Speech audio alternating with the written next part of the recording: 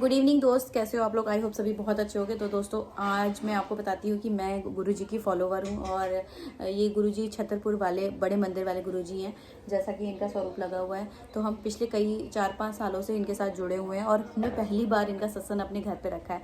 तो आज का व्लॉग मैं गुरुजी के सत्संग का ही करने वाली हूँ। तो मैं आपके साथ अपना एक सत्संग शेयर करती हूँ। दोस्तों ये पिछले जुलाई की बात है और मैं प्रदीप मेरे हस्बैंड जो है उनकी तबीयत ना काफ़ी ख़राब हो रही थी। तो मतलब उनकी 4-5 मतलब जनवरी से तबीयत ख़राब चल रही थी। पिछले साल 2023 से तबीयत धीमे धीमे ख़राब हो रही थी कि उनकी भूख कम हो गई थी और उनको मतलब गले में मुंह में छाले वाले और मिर्च वगैरह खाना पीना बहुत लगने लगा था। मतलब खाना नहीं खा पाती, इवन रोटी इवन नमक भी लगने लगा था। तो आयुर्वेदिक दवाई चलती थी क्योंकि प्रदीप इन सब चीज़ों के लिए आयुर्वेदिक पे ज़्यादा डिपेंड रहते हैं। तो आयुर्वेदिक दवाइयाँ इनकी चल रही थी। तो आयुर्वेदिक में क्या होता था कि कुछ दिन तो ये ठीक रहते थे, लेकिन उसके बाद फिर ये बीमार पड़ जाते थे, फिर इनका खाना पीना रुक जाता था। तो ऐसे ही चल रहा था। तो इससे उनकी मतलब खाना पीना कम हो गया था, तो बॉडी बहुत वीक हो गई थी, वेट गिरने लगा था।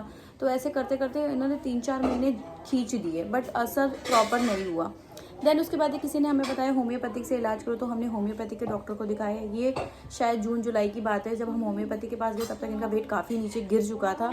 मतलब कम से कम 10 केजी गिर चुका था। 10 किलो का फ़र्क आ गया था। तो होम्योपैथिक वाले डॉक्टर ने तो हमें दवाई नहीं दी, सीधा बोला कि इनको हॉस्पिटल लेके जाओ, एडमिट करो। तो देन हम उसके बाद हॉस्पिटल लेके गए एडमिट करने। आकाश हॉस्पिटल गए तो वहाँ पे डॉक्टर ने देखते ही बोल दिया कि इनको एडमिट करना है, और एडमिट करने के बाद सारे टेस्ट वगैरह शुरू करने थे। तो उस दिन तो दोस्तों मतलब मैं सही बताऊँ, मैं इतना घबरा गई थी, इतना टेंशन में आ गई थी कि मतलब नेगेटिव ख्याल आने लगे थे, क्योंकि डॉक्टर भी क्लियर नहीं बता रहे थे कि क्या रीज़न है, क्यों इनका इतना वेट गिर गया, क्या प्रॉब्लम है। क्योंकि ज़्यादातर डॉक्टर 4-5 दिन की दवाई दे देते हैं, लेकिन इनकी मेजर तबीयत ख़राब थी तो एडमिट कर दिया। और उन्होंने डॉक्टर ने बोला कि सारे टेस्ट होंगे। उन्होंने बहुत सारे टेस्ट लिख दिए और उन्होंने काफ़ी सी चीज़ें ऐसे बता दी जिससे हम थोड़ा सा घबरा भी गए। तो टेस्ट शुरू हुए थे और रात की बात है कि मैं मतलब लेटे लेटे सोच रही थी कि नेगेटिव थॉट्स आ रहे थे, क्योंकि टेस्ट तो हो रहे थे लेकिन टेस्ट का रिजल्ट अभी नहीं आया था।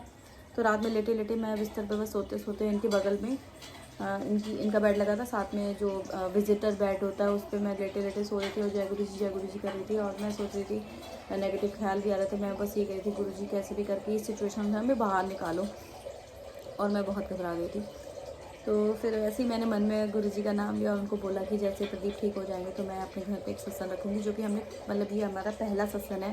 पहली बार हमने इस तरह से सत्संग किया है। हमें तो पता भी नहीं था कि सत्संग होता कैसे है। तो बस हो गया आज सत्संग। तो बस गुरु की कृपा है कि बस उस दिन बोला था, जुलाई में बोला था, जुलाई एंड चल रहा था कि गुरुजी का सत्संग रखेंगे। और प्रदीप की धीमे धीमे धीमे धीमे मतलब जो रिपोर्टें आती जा रही थी हमें, मतलब उसमें पॉजिटिवनेस दिखने लगी थी और टेंशन दूर हो रही थी कि हाँ B12 की कमी हो गई थी, जिसकी वजह से भूख वगैरह सब बिल्कुल बंद हो गया था। खाना पीना अच्छा नहीं लगता था और मुंह कटा कटा सा रहता था, खाना खाने का मन नहीं करता था। और बॉडी में B12 चढ़ाया गया। मतलब सारे टेस्ट होने के बाद हमें समझ में, डॉक्टर को यही समझ में आया कि B12 की कमी है।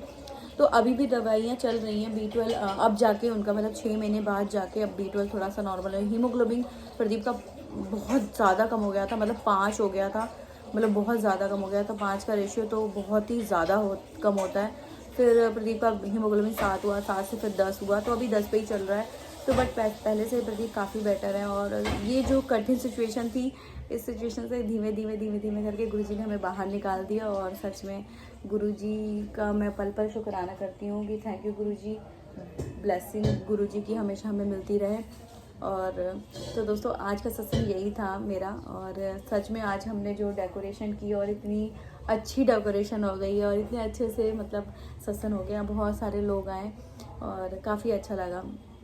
तो दोस्तों मैं गुरुजी का शुक्राना करती हूँ। शुक्राना गुरुजी, पल पल शुक्राना गुरुजी, ब्लेसिंग ऑफ गुरुजी, जय गुरुजी। तो दोस्तों आज का सत्संग यही था। तो दोस्तों गुरुजी की कृपा से आप भी खुश रहो, स्वस्थ रहो। बाय बाय, जय गुरुजी।